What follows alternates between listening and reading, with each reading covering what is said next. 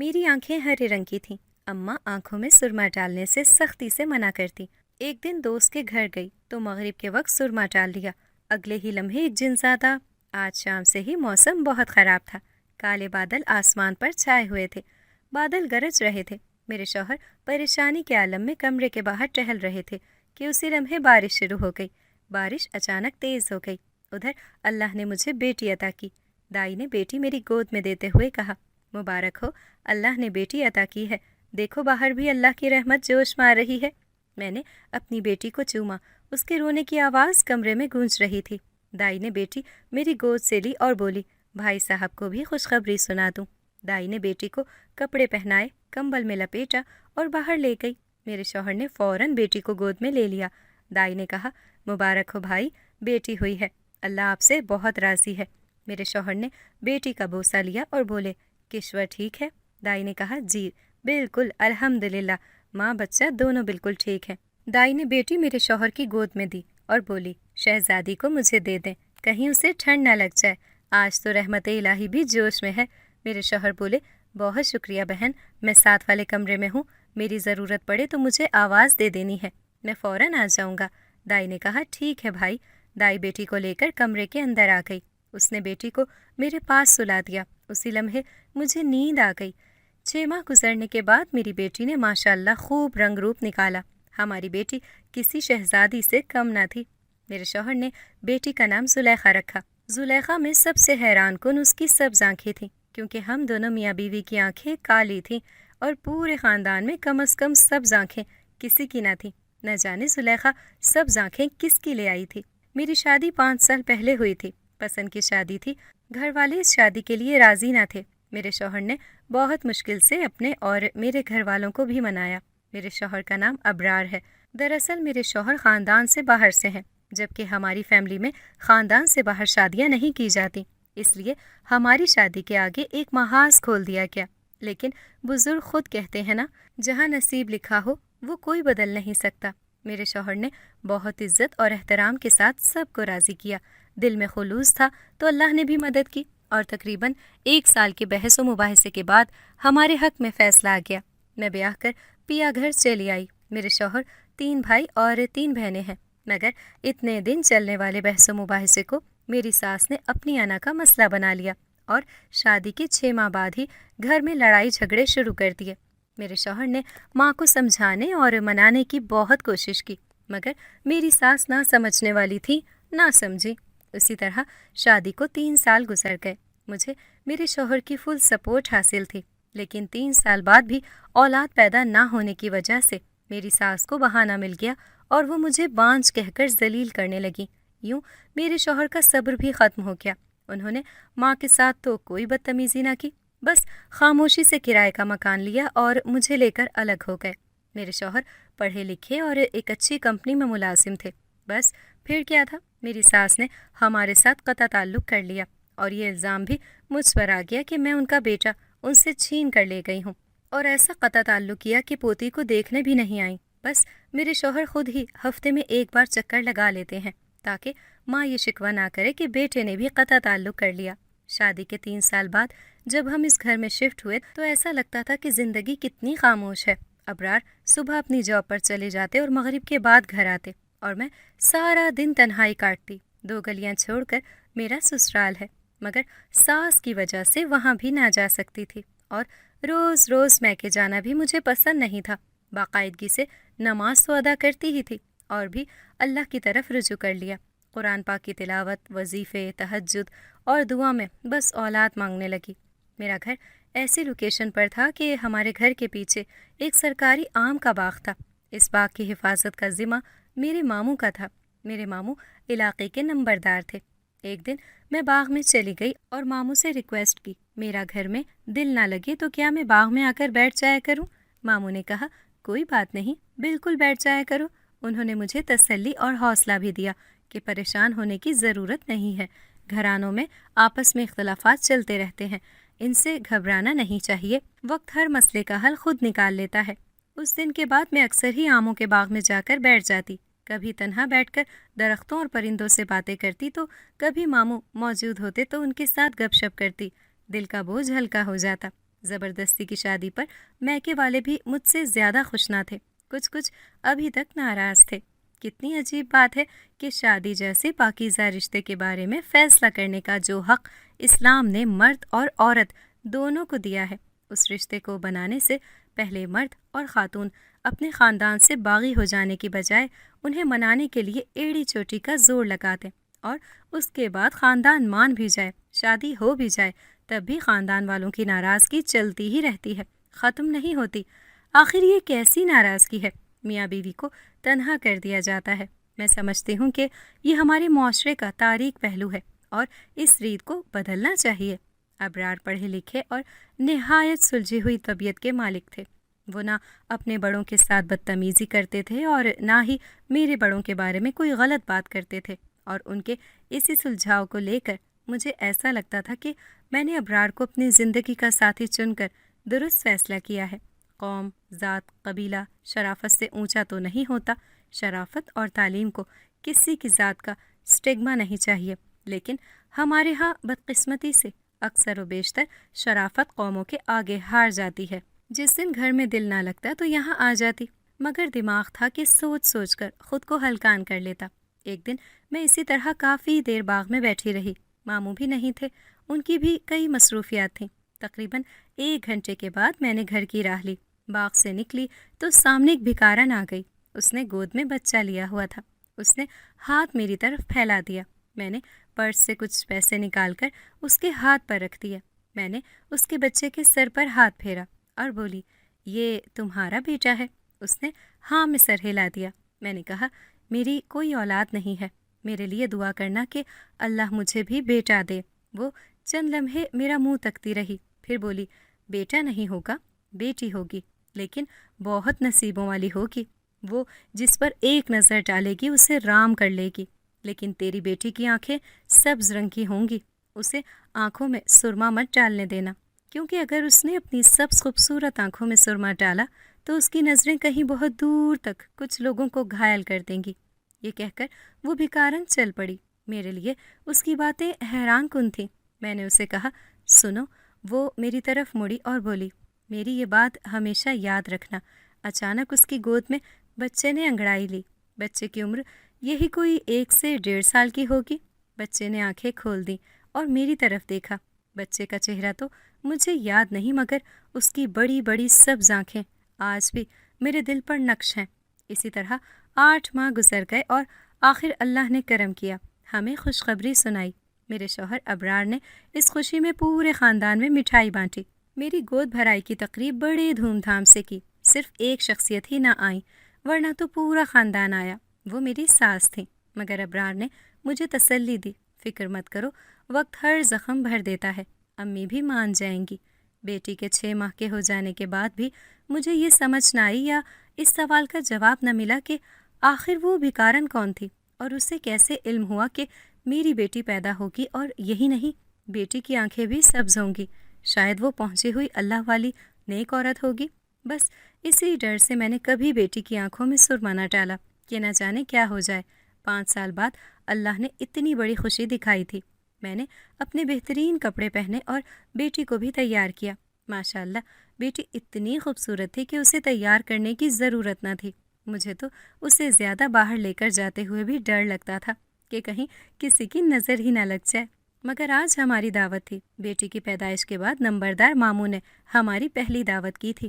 رات کے کھانے پر ماموں ہمارے منتظر تھے۔ شام ہو چکی تھی، ابرار آنے والے تھے کہ اتنے میں دروازے پر دستک ہوئی۔ میں نے جلدی سے دروازہ کھولا۔ ابرار مجھے دیکھتے ہوئے بولے، ماشاء اللہ، آج تو بجلیاں گرا رہی ہو۔ وہ اندر آئے۔ میں نے دروازہ بند کیا اور بولی، باتیں بنانے کا وقت نہیں ہے، جلدی سے تیار ہو جائیں، ماموں کا 2 بار فون آ چکا ہے۔ میرے شوہر بولے، میں تمہاری طرح تیار ہونے میں پورا دن تھوڑی لگاؤں گا، بس ابھی ہوا تیار۔ میرے شوہر بھی تیار ہوئے۔ ابرار ہمیں بائک پر بٹھائے ماموں کے گھر لے گئے۔ میرے ماموں اور ممانی نے ہمارا بہت خوش دلی سے استقبال کیا۔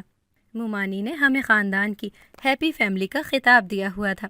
الحمدللہ ہم نے ماموں کے گھر دعوت کھائی، خوب گپ شپ کی۔ رات کے 12 بج گئے۔ ابرار نے ماموں سے واپسی کی اجازت مانگی، کیونکہ صبح انہوں نے جاب پر جانا تھا۔ آخر ماموں نے اجازت دے ہی دی۔ اجازت لیتے گھر سے نکلتے 12:30 بج گئے۔ ہم گھر سے نکلے، ابرار بائک پر بیٹھے۔ میں بائک پر بیٹھنے لگی تو مجھے ایسا لگا ہم سے کچھ فاصلے پر وہی بھکارن کھڑی ہے اور ہماری طرف ہی دیکھ رہی ہے۔ میں اسے دیکھنے لگی کہ میرے شوہر ابرار نے کہا، کیا ہوا کشور، بیٹھ بھی جاؤ، کیا یہیں کھڑے رہنا ہے؟ میں بائک پر بیٹھ گئی، مگر اب اس جگہ کوئی بھی نہیں تھا۔ بائک ابرار چلا رہے تھے، ہم گھر کی طرف رواں دواں تھے۔ گھر یہاں سے زیادہ دور نہیں تھا، بائک پر صرف 10 منٹ لگتے تھے۔ اچانک میری کھلی آنکھوں نے وہ منظر دیکھا کہ ہماری چلتی ہوئی بائک کے قریب سے بھکارن بچہ گود میں لیے بائک کے قریب سے گزری۔ میں پھٹی پھٹی نظروں سے اسے دیکھ رہی تھی۔ میں نے بیٹی کو سینے سے لگا لیا، مجھے ڈر لگ رہا تھا۔ اس بھکارن کے متعلق میں نے صرف اپنے شوہر کو بتایا تھا۔ ہم گھر پہنچے، گھر پہنچنے تک زلیخا سو چکی تھی۔ میں نے اسے بیڈ پر لٹایا۔ میرے شوہر ڈریسنگ کے سامنے کھڑے اپنی گھڑی اور والیٹ وغیرہ نکال کر رکھ رہے تھے۔ میں نے کہا، سنیں، مجھے بہت عجیب لگ رہا ہے، بلکہ یہ کہیں کہ خوف آ رہا ہے۔ انہوں نے کہا، بھائی میرے ہوتے ہوئے ڈر لگ رہا ہے؟ میں نے کہا، یاد ہے میں نے آپ کو بھکارن کے بارے میں بتایا تھا جس نے کہا تھا کہ ہماری بیٹی پیدا ہوگی سبز آنکھوں والی؟ میرے شوہر نے کہا، تو؟ میں بولی، تو یہ کہ آج میں نے اس کی جھلک دیکھی ہے، وہ ماؤں کے گھر کی گلی میں کھڑی تھی۔ یہ سن کر میرے شوہر میرے سامنے بیٹھ پر بیٹھ گئے اور بولے، کیا کہہ رہی ہو؟ گلی تو سنسان پڑی تھی۔ میں نے کہا، ہاں، مگر وہ ہماری بائک کے قریب سے بھی گزری ہے۔ تب آپ نے اسے دیکھا تھا؟ میرے شوہر نے کہا، کشور، کیا تم پاگل ہو گئی ہو؟ گھر پہنچنے تک ساری گلیاں سنسان پڑی تھیں، وقت تو دیکھو 1 بج گیا ہے۔ میں نے کہا، لیکن… وہ بولے، لیکن ویکن چھوڑو، میرا خیال ہے تم نے اسے کچھ زیادہ ہی اپنے دماغ پر سوار کر رکھا ہے۔ چلو شاباش، سو جاؤ، پھر صبح آنکھ نہیں کھلے گی اور مجھے دیر ہو جائے گی۔ میں مزید کیا کہتی، خاموش ہو گئی۔ وقت گزرتا رہا، زلیخا 17 سال کی ہو گئی۔ امی، آج میرے فرسٹ ایئر کا یہ الوداعی فنکشن ہے، اس کے بعد میں سیکنڈ ایئر میں چلی جاؤں گی۔ امی نے میرے بالوں میں کنگھی کرتے ہوئے کہا، بالکل، وقت کا دیکھو پتہ ہی نہیں چلتا ہے۔ میں نے کہا، امی بس کریں، مجھے ہلکا سا میک اپ تو کرنے دیں۔ امی نے مسکراتے ہوئے کہا، میری بیٹی کو میک اپ کی کیا ضرورت ہے؟ خوبصورت سبز آنکھیں، گورا رنگ، گلابی ہونٹ، گلابی گالوں پر پڑتا ڈمپل، تمہیں اللہ نے حسن سے مالا مال کر کے بھیجا ہے۔ میں تو پہلے ہی ڈرتی رہتی ہوں کہ کہیں کسی کی نظر نہ لگ جائے۔ میں نے کہا، امی اب اتنی بھی خوبصورت نہیں ہوں، ہر ماں باپ کو اپنی اولاد خوبصورت نظر آتی ہے۔ امی نے ہیئر برش ڈریسنگ پر رکھا اور بولی، ہاں مجھے میری بیٹی کی یادزی بہت پسند ہے۔ میں نے ہلکی سی جیولری پہنی، لپسٹک لگائی کہ اتنے میں کالج وین نے ہارن دے دیا۔ امی نے ہمیشہ کی طرح مجھ پر دم کیا، دعائیں دیں۔ میں کالج وین میں بیٹھی اور کالج چلی گئی۔ کالج کے سالانہ فنکشن میں میری کچھ کلاس فیلوز اپنے ساتھ چھوٹے بہن بھائی بھی لے کر آئیں۔ بچے مجھے بہت پسند تھے۔ میں اکثر خواہش کرتی کہ کاش میرا بھی کوئی چھوٹا بھائی ہوتا۔ امی کو بھی میں نے کئی بار یہ حسرت کرتے دیکھا تھا، لیکن چلو، ہر خواہش کب پوری ہوتی ہے۔ میری بہت قریبی اور خاص سہیلی مدیحہ کی بھی اگلے ہفتے منگنی تھی۔ اس نے مجھے منگنی کی دعوت دی۔ اس کی منگنی اس کے اپنے کزن کے ساتھ ہو رہی تھی اور وہ اس منگنی سے بہت خوش تھی۔ آج تو فنکشن میں ہر لڑکی خوب بن سنور کر آئی تھی۔ مجھے لگ رہا تھا کہ میں ہی سمپل آ گئی تھی۔ ہم کینٹین کے پاس پہنچے، اندر کافی رش تھا۔ مدیحہ نے کہا، زلیخا تم یہیں رکو، میں سموسے یہیں لے آتی ہوں۔ میں کینٹین سے باہر ہی کھڑی ہو گئی۔ تھوڑا رش کم ہوا تو مدیحہ بھی سموسے لینے کے لیے آگے بڑھی، مگر اسی لمحے کینٹین میں چیخ و پکار شروع ہو گئی۔ ہر لڑکی چیخیں مار رہی تھی۔ نہ تو مدیحہ اور نہ ہی مجھے سمجھ آ رہا تھا کہ اچانک ہوا کیا ہے۔ اچانک لڑکیاں سانپ سانپ کرتی ایک دوسرے کو دھکے دیتی کینٹین سے باہر بھاگنے لگیں، جبکہ میں کینٹین کے اندر جانے کی کوشش کر رہی تھی۔ اسی دھکم پیل میں مدیحہ زمین پر گر پڑی۔ لڑکیاں باہر نکل آئیں۔ میں کینٹین کے اندر داخل ہوئی اور یہ دیکھ کر میرے اوسان خطا ہو گئے۔ مدیحہ زمین پر گری پڑی تھی۔ اس کے قریب ایک بہت بڑا سانپ پھن پھیلائے بیٹھا تھا۔ کینٹین کے کمرے کے ساتھ ایک اور کمرہ تھا، دونوں کمروں کے درمیان کھڑکی تھی۔ اس طرف اسٹوڈنٹ کے لیے ٹیبل اور چیئر لگائی گئی تھی۔ اسٹوڈنٹس کھڑکی سے لنچ لیتی اور یہیں بیٹھ کر کھایا کرتی تھی۔ میں آنکھیں پھاڑے منہ کھولے سانپ کو دیکھ رہی تھی۔ سانپ مدیحہ کو ڈسنے والا ہی تھا کہ اس نے پھن پھیلائے، میری طرف دیکھا اور رینگتا ہوا میرے قریب آیا۔ مدیحہ نے خوف سے اپنی آنکھیں بند کر لی تھیں، جبکہ میں خوف سے دونوں ہاتھ منہ پر رکھے دیوار کے ساتھ چپک کر کھڑی ہو گئی کہ اب میں نہیں بچوں گی۔ مگر سانپ رینگتا ہوا کینٹین سے باہر نکل گیا، مگر باہر کھڑی لڑکیاں سانپ سانپ چلا رہی تھیں۔ चौकीदार भी डंडे सोटे लेकर भागते आए, मगर कैंटीन के बाहर लॉन था। सांप रेंगता हुआ लॉन के घने पौधों में जा घुसा, मगर न जाने कहाँ गया कि मिला ही नहीं। मेरी नज़र मदीहा पर पड़ी। वो बेसुध ज़मीन पर पड़ी थी। मैं उसकी तरफ भागी। मैं मदीहा के पास बैठी और उसे उठाने लगी, मगर मदीहा खौफ से बेहोश हो चुकी थी। मैंने टीचर्स को पुकारा। टीचर्स कैंटीन में भागती आईं। कॉलेज की प्रिंसिपल भी यहाँ पहुँच चुकी थी। उन्होंने टीचर से कहा, जल्दी करो, मदीहा को उठाओ और स्टाफ रूम में ले चलो। हम सब मदीहा को लेकर स्टाफ रूम में पहुँचे। प्रिंसिपल ने फ़ोन करके डॉक्टर को कॉलेज बुला लिया। चौकीदार सांप को ढूंढते रहे, मगर सांप ऐसा गायब हुआ कि किसी को न मिला। चूँकि सांप बहुत बड़ा और खौफनाक था, मुझ समेत बहुत सारे स्टूडेंट्स ने उसे अपनी आंखों से देखा था। हत्ता कि कैंटीन की आंटी और उनकी 2 हेल्पर्स ने भी सांप को अपनी आंखों से देखा था। लिहाजा स्टूडेंट्स में सांप का खौफ व हरास इतना फैल चुका था कि प्रिंसिपल ने फौरी तौर पर फंक्शन कैंसिल कर दिया और स्टूडेंट्स फौरी तौर पर घर जाने लगे। मदीहा को भी होश आ चुका था। उसकी तबीयत बेहतर हुई तो कॉलेज वैन तैयार खड़ी थी। हम और बाकी स्टूडेंट्स वैन में बैठे और अपने अपने घर पहुंच गए। मेरी सहेली मदीहा का घर मेरे घर के साथ था। वो मेरी क्लास फेलो होने के साथ हमसाई भी है। इसी वजह से हमारी दोस्ती बहुत गहरी है। मदीहा और मेरा बचपन का साथ है। हम दोनों का स्कूल में दाखिला भी एक ही दिन हुआ था। बस उसी दिन हमारी दोस्ती हुई, जो वक्त गुजरने के साथ साथ मजबूत होती चली गई। घर आ गया। पहले मैं मदीहा को उसके घर ले गई। जैसे ही हम मदीहा के घर दाखिल हुए, इत्तेफाक से अम्मी भी वहाँ मौजूद थीं। हमें अचानक देखकर मदीहा की और मेरी अम्मी दोनों ही हैरान रह गईं। अम्मी ने कहा, क्या हुआ, तुम लोगों ने तो दोपहर के बाद आना था। मदीहा बेड पर लेट गई। मैंने सारा वाक़या सुनाया। मदीहा की अम्मी तो हाय मेरी बच्ची, हाय मेरी बच्ची करने लगी। अम्मी फ़ौरन मेरी तरफ लपकी। उन्होंने मेरे चेहरे को अपने हाथों में लिया और बोली, ज़ुलेखा, तू ठीक है ना? कुछ हुआ तो नहीं मेरी बेटी को? मैंने कहा, अम्मी परेशान ना हो, मैं बिल्कुल ठीक हूँ। हम कुर्सियों पर बैठ गए। मदीहा की अम्मी ने कहा, मुझे तो ये हैरत हो रही है कि जितना बड़ा सांप तुम बता रही हो, इतना बड़ा सांप झाड़ियों में गायब कैसे हो सकता है? अम्मी ने कहा, मदीहा भाई, तुम्हारे बाबा आ जाएं, मैं उन्हें कहती हूँ कि ख़ुद प्रिंसिपल से बात करें। इतना बड़ा सांप अगर गायब हो गया है, मारा नहीं गया, तो हम अपने बच्चों को कैसे कॉलेज भेजें? इतने में अम्मी की आंखों से आंसू निकल आए। उन्होंने अपने आंसू पोंछते हुए कहा, मेरी तो एक ही बेटी है। मैंने अम्मी के कंधे पर अपना सर रख दिया और बोली, अम्मी बस करें। मदीहा की अम्मी कहने लगी, हाँ किश्वर, तुम ठीक कह रही हो, हम सब बात करेंगे। पहले प्रिंसिपल हमें यकीन दहानी कराएंगी कि वो सांप कॉलेज में नहीं है, तभी हम अपनी बच्चियों को कॉलेज भेजेंगे। मदीहा की तबीयत अब ठीक थी। कुछ देर तक हम भी घर आ गए। मेरे बाबा के अलावा बहुत सारे स्टूडेंट्स के वालिदैन भी कॉलेज पहुंच गए। प्रिंसिपल पर बहुत प्रेशर था कि सांप पकड़ा ही नहीं जा सका तो हम अपनी बच्चियों को कैसे कॉलेज भेजेंगे। इसलिए प्रिंसिपल ने 1 हफ्ते के लिए छुट्टी का ऐलान कर दिया और कहा कि पूरे कॉलेज में सांप को ढूंढा जाएगा, तसल्ली कराई जाएगी, उसके बाद स्टूडेंट्स को बुलाया जाएगा। तमाम वालिदैन ने प्रिंसिपल की इस बात से इत्तेफाक कर लिया। कॉलेज 1 हफ्ते के लिए बंद कर दिया गया। ठीक 5 दिन बाद मेरी सहेली मदीहा की मंगनी भी थी। पेपर्स हो चुके थे। मैं भी घर में फारिग ही हुआ करती थी। अम्मी शाम का खाना बना रही थी। मैंने असर की नमाज अदा की और छत पर चली आई। मैं छत पर टहलने लगी। धूप आहिस्ता आहिस्ता ढल रही थी। हल्की हल्की हवा बड़ी मसरूर कुन थी। गुरूब होता सूरज अपनी बिखरी रोशनी को समेटने में मसरूफ़ था। इसी तरह मगरिब हो गई। मैं भी वॉक करके थक चुकी थी। मगरिब की नमाज के बाद अम्मी के साथ कुछ काम भी कराने थे। मैं सीढ़ियों से नीचे उतरने लगी तो अचानक मुझे छत से निहायत अजीब आवाज़ आई, जैसे कोई सिसकियाँ ले रहा हो। मैं रुक गई। गौर से सुना तो वाकई सिसकियों की आवाज़ थी। मैं दबे पांव छत पर गई, इधर उधर नज़र दौड़ाई। एक कोने में बिल्ली बैठी रो रही थी, लेकिन कुछ देर पहले तो यहाँ कोई बिल्ली नहीं थी। ये अचानक कहाँ से आ गई? बिल्ली अजीब अजीब आवाज़ें निकालने लगी। मुझे बिल्ली से डर लगने लगा। इसी असना में नीचे से अम्मी की चीख की आवाज़ आई। मैं नीचे की तरफ भागी। मैंने देखा कि अम्मी किचन के दरवाजे पर डरी सहमी खड़ी, आंखें फाड़े छत की तरफ देख रही थी।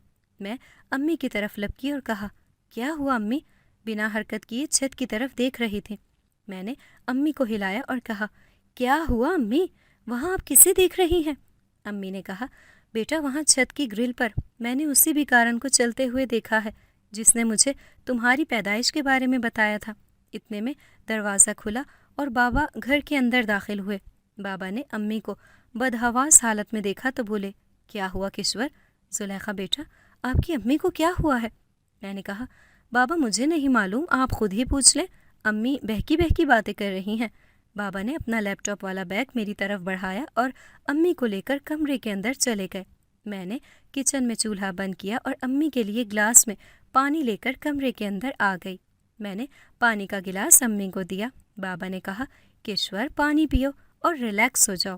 میں نے لیپ ٹاپ بیگ رکھا اور بولی، میں نماز پڑھنے جا رہی ہوں۔ بابا نے کہا، ٹھیک ہے بیٹا جاؤ۔ میں اپنے کمرے میں چلی آئی۔ بابا نے امی سے کہا، اٹھو کشور، وضو کرو اور نماز پڑھو، میں آ گیا ہوں، اب کسی سے ڈرنے کی ضرورت نہیں ہے۔ میرے بیٹے کی طبیعت ٹھیک نہیں ہے، جنزادی نے سردار سے کہا۔ سردار نے جواب دیا، میں نے تم سے اسی وقت کہا تھا اپنے بیٹے کو اس امتحان میں مت ڈالو، ورنہ اس امتحان سے صرف وہ نہیں تم بھی کبھی باہر نہیں نکل سکو گی۔ جنزادی بولی، سردار میرے شوہر کو قتل کیا گیا ہے، اس کا ناحق خون بہایا گیا ہے، صرف اس لیے کہ میں کمزور تھی۔ میری گود میں سوائے میرے بیٹے کے اس وقت تھا ہی کیا؟ آپ اس وقت بھی یہی چاہتے تھے کہ میں پیچھے ہٹ جاؤں، اور آج بھی یہی کہہ رہے ہیں۔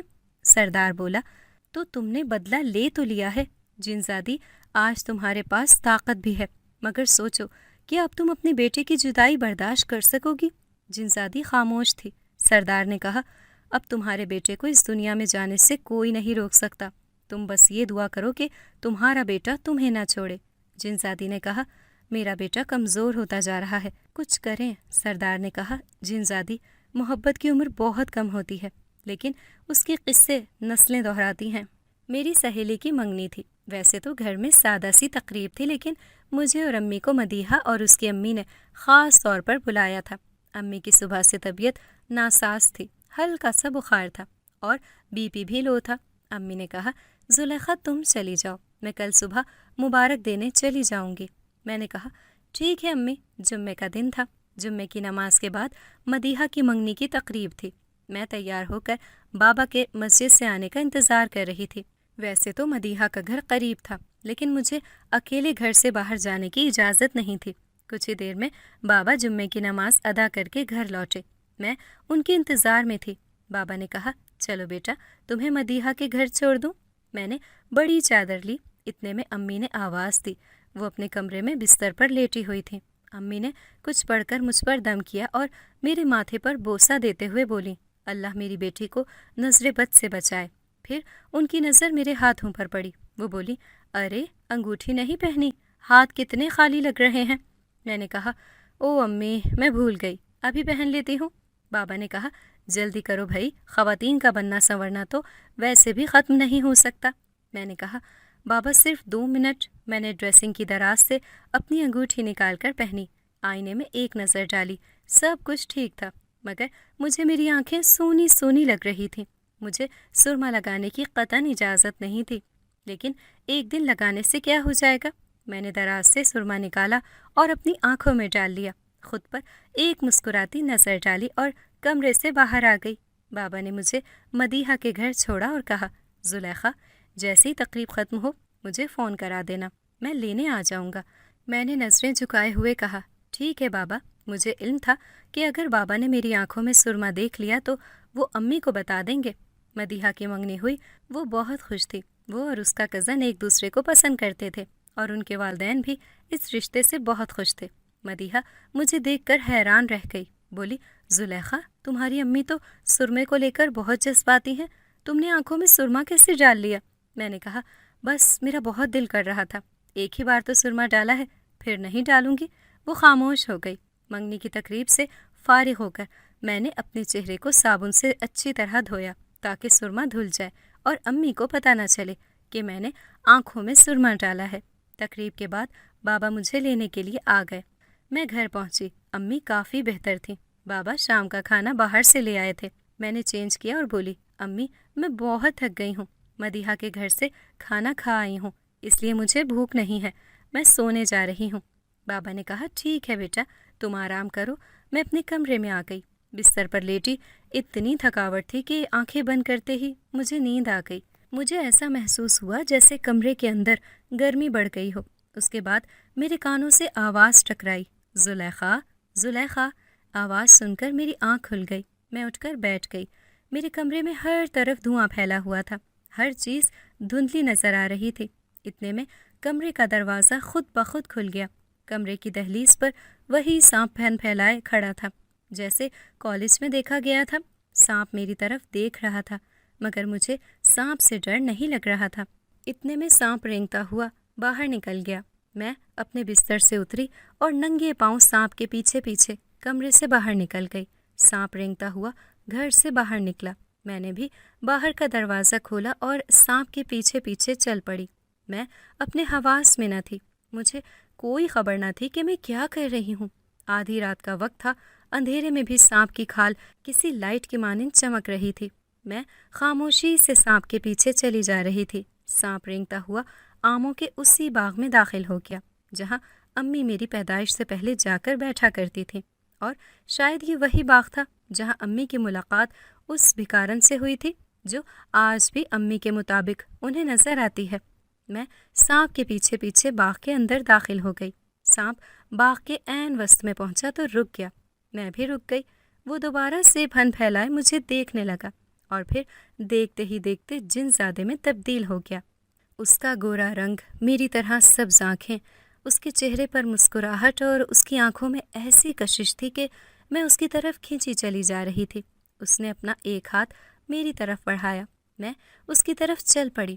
اسی لمحے جن زادی نمودار ہوئی۔ وہ زور سے چلائی، وہیں رک جا لڑکی۔ اس نے اتنا کہا، میں جہاں کھڑی تھی وہیں کھڑی رہ گئی۔ اس نے جن زادے کا ہاتھ پکڑ لیا اور بولی، وہ سب کچھ ایک مجبوری تھا، مگر اب تمہیں میرے ساتھ چلنا پڑے گا اور وعدہ کرو کہ تم انسانوں کی دنیا میں دوبارہ نہیں آؤ گے۔ جن زادے نے کہا، یہ آپ ٹھیک نہیں کر رہی، اس طرح آپ مجھے نہیں روک سکتی۔ لیکن جن زادی بہت طاقتور تھی۔ وہ جن زادے کو لے کر غائب ہو گئی۔ جن زادے کے غائب ہوتے ہی مجھے شدید بے چینی محسوس ہونے لگی۔ ایسا لگ رہا تھا کہ جیسے میری سانس رک رہی ہو۔ میں وہیں گری اور بے ہوش ہو گئی۔ فجر کے وقت امی کی آنکھ کھلی۔ وہ فجر کی نماز کے لیے وضو کرنے کمرے سے باہر آئیں، مگر باہر کا دروازہ کھلا دیکھ کر ان کے اوسان خطا ہو گئے۔ ارے، یہ دروازہ کس نے کھول دیا؟ کیا یہ دروازہ ساری رات کھلا رہا ہے؟ زلیخا سے پوچھتی ہوں۔ یہ کہہ کر امی جیسے ہی میرے کمرے کی طرف مڑی، میرے کمرے کا دروازہ بھی کھلا ہوا تھا۔ امی تیزی سے کمرے کے اندر داخل ہوئیں، لیکن میں کمرے میں نہیں تھی۔ اب تو امی کے پیروں کے نیچے سے زمین نکل گئی۔ امی اپنے کمرے کی طرف بھاگی اور بابا کو زور زور سے ہلاتے ہوئے کہنے لگی، ابرار اٹھیں، زلیخا گھر میں نہیں ہے۔ باہر کا دروازہ بھی کھلا ہوا ہے۔ بابا اچھل کر اٹھ بیٹھے۔ یہ تم کیا کہہ رہی ہو؟ بابا ننگے پاؤں میرے کمرے کی طرف بھاگے۔ امی اور بابا نے پورا گھر دیکھ لیا، میں انہیں کہیں نہ ملی۔ بابا نے وقت نہ دیکھا اور رشتہ داروں کو فون کر دیا۔ گھر میں کوہرام مچ گیا۔ خاندان اور برادری میں سنسنی پھیل گئی کہ میں آدھی رات کے وقت اپنے کمرے سے کہاں غائب ہو گئی۔ اتنے میں روشنی ہو گئی۔ ہر کسی نے مجھے ڈھونڈنا شروع کر دیا۔ امی کے ماموں جو نمبردار ہیں، جن کے پاس آج بھی یہ سرکاری باغ ہے، انہوں نے بھی مجھے ڈھونڈنا شروع کر دیا۔ ڈھونڈتے ڈھونڈتے جب وہ باغ میں آئے تو انہوں نے مجھے باغ میں بے ہوش پایا۔ انہوں نے اسی وقت بابا کو فون کر کے بتایا۔ بابا گاڑی لے کر باغ میں پہنچ گئے۔ مجھے گھر پہنچایا گیا۔ امی کا رو رو کر برا حال تھا۔ گھر پہنچنے کے تھوڑی دیر بعد مجھے ہوش آ گیا۔ ہمارے گھر میں خاندان کے سبھی لوگ جمع تھے۔ ہر ایک کا یہی سوال تھا کہ میں آدھی رات کو باغ میں کیسے پہنچی، لیکن یہ بھی درست تھا کہ مجھے کچھ بھی یاد نہیں تھا کہ رات کو میرے ساتھ کیا ہوا تھا۔ خاندان کے بزرگوں نے بابا کو مشورہ دیا کہ وہ مجھے دم کے لیے کسی پیر فقیر کے پاس لے جائیں۔ ماں مجھے کھول دیں، آپ کی یہ جادوئی رسیاں مجھے زیادہ دن تک قید نہیں رکھ سکتی۔ جن زادی نے کہا، میں مانتی ہوں کہ وہ میری غلطی تھی، لیکن مجھے یہ بھی علم ہے کہ اب تم بڑے ہو گئے ہو۔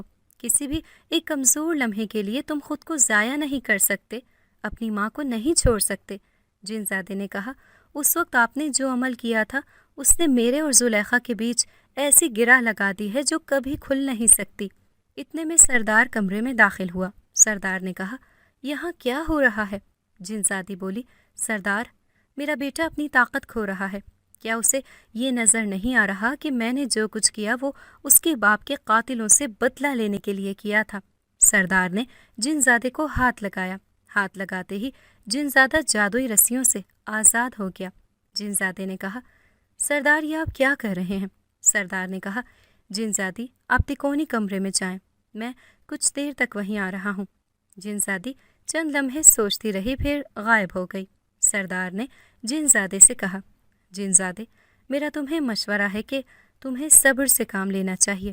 تم اپنی ماں کے اکلوتے بیٹے ہو اور وہ لڑکی اپنے والدین کی اکلوتی بیٹی۔ نہ تمہاری ماں تم سے دستبردار ہوگی اور نہ ہی دوسری دنیا کے لوگ تمہیں قبول کریں گے، چاہے تم اپنی ساری طاقت گواہ ہی کیوں نہ بیٹھو۔ جن زادہ بولا، میں آپ کے مشورے پر عمل کروں گا، لیکن میں زیادہ دیر خود پر جبر نہیں کر سکتا۔ سردار نے کہا، تم آرام کرو، میں تم سے بعد میں بات کرتا ہوں۔ یہ کہہ کر سردار کمرے سے نکل گیا۔ اس جن زادے اور میرے بیچ ایسا کنیکشن بن گیا تھا جس نے ہماری سوچوں کو بھی مفلوج کر دیا تھا۔ سردار تکونی کمرے میں داخل ہوا۔ تکونی کمرے میں اندھیرا تھا، صرف ایک آتش دان جل رہا تھا جس کی روشنی کمرے میں پھیلی ہوئی تھی۔ سردار کو دیکھتے ہی جنزادی ادب سے کھڑی ہو گئی۔ سردار نے کہا، جنزادی وہ ایسا کون سا سچ ہے جو تم مجھ سے چھپا رہی ہو؟ کیونکہ اسے جانے بغیر میں کچھ نہیں کر سکتا۔ جنزادی نے گہری آہ بھری اور آتش دان کے قریب بیٹھ گئی۔ چند لمحوں بعد بولی، جب میرے شوہر پر کوہ قاف میں شہنشاہ کو زہر دینے کا الزام لگایا گیا تو اس سے نہ صرف شہنشاہ کے دل میں میرے شوہر کے لیے نفرت ڈالی گئی، کیونکہ میرے شوہر شہنشاہ کے انتہائی قریب ساتھیوں میں سے ایک تھے۔ اس سارے واقعے کا فائدہ ہمارے دیرینہ دشمن شلباز نے اٹھایا۔ اس نے کوہ قاف کے تمام سرداروں کو میرے شوہر کو قتل کرنے کے لیے اکسایا اور کوہ قاف میں اتنی آگ لگائی کہ کوئی میرے شوہر کی بات سننے کے لیے تیار نہ تھا۔ میرے شوہر کو شہنشاہ کو زہر دینے کے الزام میں قتل کر دیا گیا اور قتل کرنے والا بھی کاشل باز جن تھا۔ اس کے بعد میں نے کوہ قاف چھوڑ دیا اور بیٹے کو گود میں لیے کئی مہینے انسانوں کی دنیا میں بھٹکتی رہی۔ پھر ایک دن میں یہاں آ گئی اور آپ کے اس چھوٹے سے خاندان کا حصہ بنی۔ ایک رات اسی تکونی کمرے میں اپنے بیٹے کو گود میں لیے زاروں قطار رو رہی تھی۔ اس وقت جنات کے سب سے بڑے گروہ اس کمرے میں آئے۔ وہ اس وقت یہاں آپ کے ساتھ ہی رہتے تھے۔ انہوں نے اس وقت میری مدد کی تھی اور کہا تھا کہ انسانوں کی دنیا میں ایک رحم دل عبادت گزار عورت رہتی ہے، اس کی اولاد ہونے والی ہے، مگر اس کی سبز آنکھوں والی بیٹی پیدا ہوگی۔ جس وقت وہ عورت حاملہ ہو جائے، ایک کالی بلی کے جسم کو چیر کر اس کا دل نکال کر اس عورت کے گھر کے صحن میں دبا دینا۔ جیسے جیسے وقت کے ساتھ وہ لڑکی بڑی ہوتی جائے گی، زمین کے اندر بلی کا وہ دل بھی بڑا ہوتا جائے گا اور تمہاری طاقت بڑھتی جائے گی۔ تم اپنے دشمن سے بدلہ لے سکو گی، لیکن اس کے لیے تمہیں قربانی دینا پڑے گی، اور وہ یہ ہے کہ تمہیں اپنے بیٹے کا دل بھی بلی کے دل کے ساتھ دفنانا پڑے گا۔ یہ سن کر میں چونک گئی۔ میں نے کہا، گرو جی یہ آپ کیا کہہ رہے ہیں؟ اگر میں نے اپنے بیٹے کا دل ہی نکال لیا تو وہ زندہ کیسے رہے گا؟ گرو جی نے کہا، وہ میری جادوئی طاقت سے زندہ رہے گا۔ جیسے ہی وہ انسان زادی 15 سال کی ہوگی، دل کو زمین میں دفنانے کی مدت پوری ہو جائے گی۔ تم خود بخود اپنے دشمن کو مار سکو گی، لیکن اس کے بعد تم نے بلی اور اپنے بیٹے کے دل کو نکال کر میرے پاس لانا ہے۔ میں اپنے جادو کے ذریعے تمہارے بیٹے کے اندر اس کے دل کو داخل کر دوں گا، لیکن اس کا ایک نقصان ہوگا، اور وہ یہ کہ تمہارا بیٹا ٹھیک 17 سال کے بعد اس لڑکی پر عاشق ہو جائے گا۔ شاید تمہارا بیٹا تمہیں چھوڑ کر بھی چلا جائے۔ یہی وہ قربانی ہے جو تمہیں دینا ہوگی۔ میں نے کہا، کیا کوئی اور راستہ نہیں ہے؟ گرو جی نے کہا، نہیں، کیونکہ تمہارا دشمن بہت طاقتور ہے۔ وہ کوہ قاف کے سارے طاقتور سرداروں کو اپنے ساتھ ملا چکا ہے۔ تم ایک کمزور جنزادی ہو، تم اس کا مقابلہ نہیں کر سکتی۔ میں نے کہا، کیا کوئی ایسا طریقہ نہیں کہ جس سے میرا بیٹا اس لڑکی کو چھوڑ دے؟ اس وقت گرو نے کہا تھا کہ ایک طریقہ ہے، اور وہ یہ کہ یا تو وہ لڑکی مر جائے یا تمہارا بیٹا۔ یہ سنتے ہی میرے پیروں تلے زمین نکل گئی۔ میں نے کہا، گرو جی یہ آپ کیا کہہ رہے ہیں؟ کیا میں ایسی لڑکی کو مار دوں جس کی پیدائش میرے دل کو سکون کا سبب بنے گی، یا میں اپنے بیٹے کی قربانی دے دوں؟ میرے پاس میرے بیٹے کے علاوہ اور ہے ہی کیا؟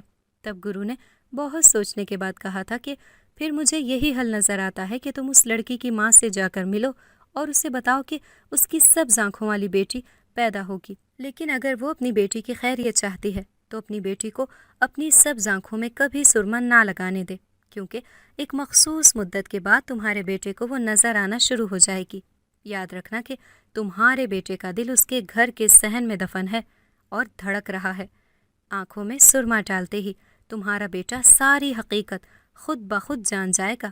تم اسے روک نہیں پاؤ گی، صرف ایک صورت میں کہ تمہارا بیٹا خود بخود پیچھے ہٹ نہ جائے، لیکن اس کا امکان بہت کم ہے۔ اس صورت میں تمہارا بیٹا اپنی تمام جادوئی طاقتوں سے محروم ہو جائے گا۔ گرو چلے گئے اور میں اس بارے میں بہت دیر تک سوچتی رہی۔ کئی دن کے بعد میں نے یہ فیصلہ کیا کہ مجھے اپنی طاقت بڑھانی ہوگی اور اپنے شوہر کے قاتل سے بدلہ لینا ہوگا۔ جب میری طاقت بڑھ جائے گی تو ہو سکتا ہے کہ وقت آنے پر میں اپنے بیٹے کو بھی روک لوں، لیکن اب مجھے لگ رہا ہے کہ میں ایسا نہیں کر سکتی۔ مجھے یہ بھی یقین ہے کہ اس انسان زادی نے اپنی آنکھوں میں سرما ڈالا ہے، جس کی وجہ سے میرے بیٹے کی سبز آنکھیں اس کی سبز آنکھوں کو ہی دیکھتی رہتی ہیں۔ یہ کہہ کر جن زادی خاموش ہو گئی۔ تکونی کمرے میں گہری خاموشی تھی۔ سردار نے کہا، جن زادی تم نے بہت بڑی غلطی کی ہے۔ تم نے 2 زندگیاں داؤ پر لگائی ہیں۔ اگر تم تھوڑا سا صبر کر لیتی تو عین ممکن تھا کہ کاشل باز جن کے خلاف ہم ثبوت ڈھونڈ لیتے، لیکن اب وہ مر چکا ہے، اس کے ثبوت بھی اس کے ساتھ مر چکے ہیں۔ تمہارا بدلہ پورا ہوا، لیکن بیٹے کو کیسے بچاؤ گی؟ یا اپنے بیٹے کو بچانے کے لیے کسی معصوم کی زندگی کو داؤ پر لگاؤ گی؟ جن زادی بولی، سردار آپ کچھ کر سکتے ہیں تو کریں، کیونکہ میرے پاس سوائے افسوس کے کچھ بھی نہیں ہے۔ سردار نے کہا، میں جنات کے گرو کے پیچھے جا رہا ہوں، شاید کوئی حل مل جائے، جلد لوٹ آؤں گا۔ اس دوران تم ہوش سے کام لینا اور کسی کو نقصان نہ پہنچانا۔ جن زادی بولی، جو آپ کا حکم۔ بزرگوں کی ہدایت کے مطابق بابا مجھے لے کر ایک بڑے عامل کے پاس گئے۔ اس عامل نے بابا کو یہی بتایا کہ مجھ پر کسی طاقتور جن زادے کا سایہ ہے۔ یہ سن کر بابا پریشان ہو گئے، مگر عامل صاحب نے بابا کو بہت تسلیاں دیں اور کہا کہ وہ اپنی پوری کوشش کریں گے اس جن زادے سے مجھے دور کرنے کے لیے۔ انہوں نے کئی وظیفے اور عملیات بتائے جو گھر میں پڑھنے تھے، ایک تعویذ دیا جو میرے گلے میں باندھنا تھا، اور ایک بوتل میں پانی دم کر کے دیا جو میں نے 3 ٹائم پینا تھا۔ انہوں نے 1 ہفتے کے بعد دوبارہ مجھے اور بابا کو بلایا تھا۔ ہم گھر آ گئے، مگر امی انتہائی خوفزدہ تھیں۔ وہ بولی، آج مجھے یقین ہو گیا ہے کہ میری بیٹی پر جن زادہ نہیں، جن زادی مسلط ہے۔ وہ بھکارن کوئی بھکارن نہیں تھی، وہ جن زادی تھی جو مجھے گاہے بگاہے نظر آتی رہی ہے، مگر وہ ہماری بیٹی سے کیا چاہتی ہے؟ آج کے بعد میں خود اپنی بیٹی کا پہرا دوں گی۔ امی اور بابا دونوں ہی بہت پریشان تھے۔ میری حالت یہ ہو گئی تھی کہ ہر دوسرے دن مجھے بخار چڑھ جاتا اور پھر خود بخود اتر جاتا۔ میری خوراک کافی کم ہو چکی تھی۔ میں بے سدھ اپنے بستر پر پڑی رہتی۔ میرا رنگ دن بدن زرد ہوتا جا رہا تھا۔ چند دن بعد امی کو نہ جانے کیا سوجی، مجھے سوتا چھوڑ کر وہ آموں کے باغ کی طرف چل پڑی۔ جیسے ہی وہ باغ کے پاس پہنچی، بھکارن امی کی منتظر تھی۔ امی نے کہا، آج سچ سچ بتاؤ کہ تم کون ہو؟ بھکارن نے کہا، میں نے تمہیں منع کیا تھا کہ اپنی بیٹی کی آنکھوں میں سرما مت ڈالنا، مگر تم نے میری بات نہ مانی۔ تمہاری بیٹی نے اپنی آنکھوں میں سرما ڈالا ہے۔ امی نے کہا، نہیں، ایسا نہیں ہے۔ بھکارن نے کہا، ایسا ہی ہے۔ امی بولی، اگر ایسا ہوا بھی ہے تب بھی تم نے کیوں منع کیا تھا؟ کہ کیا یہ ممکن ہے کہ وہ ساری زندگی اپنی آنکھ میں سرما نہ ڈالے؟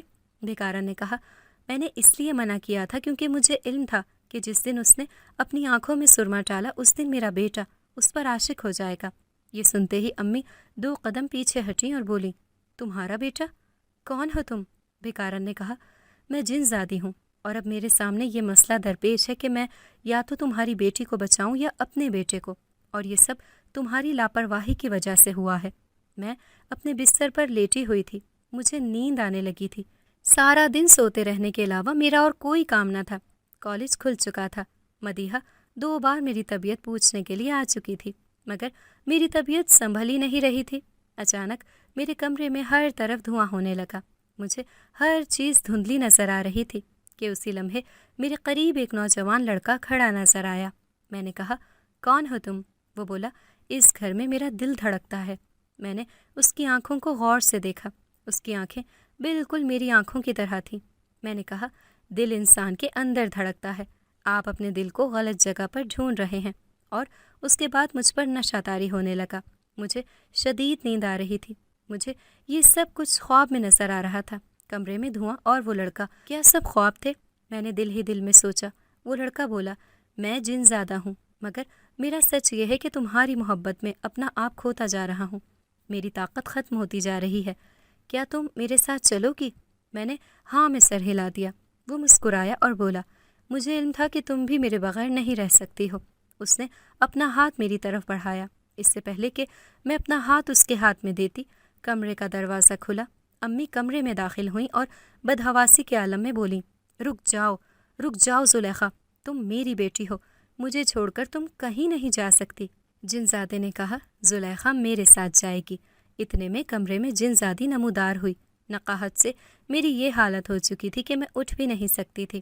جنزادی بولی، بیٹا خود کو سنبھالو اور میرے ساتھ چلو، واپسی کا صرف ایک ہی راستہ ہے کہ تم اسے بھول جاؤ۔